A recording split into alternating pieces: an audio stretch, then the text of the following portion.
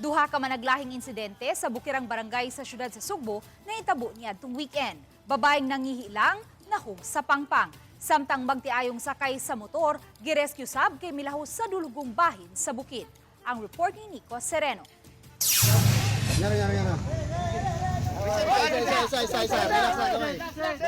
Daling gitabang sa mga rescue personnel ang babaeng biktima nga nahugikan sa pangpang sa may sitio Grahe, Barangay Busay. Nahitabo ang insidente pasado alas 2 Biyernes sa hapon.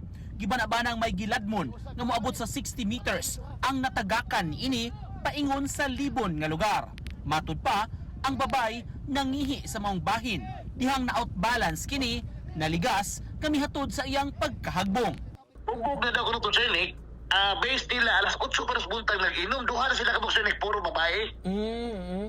Oo, niya, mo na ito, pagpangihi, ngayon ko na skillet, pagpangihi, barog, sirado ang kisakan, kasunis pa sinik.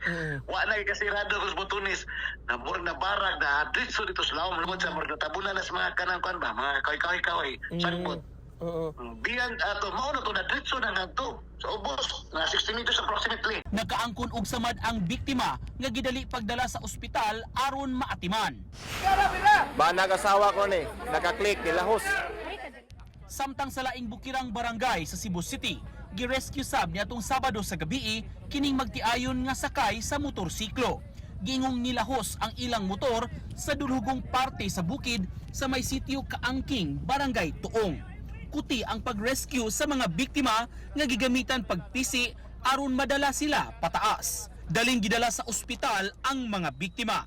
Uban ni Godfrey Relien, Nico Sereno, Balitang Bisda.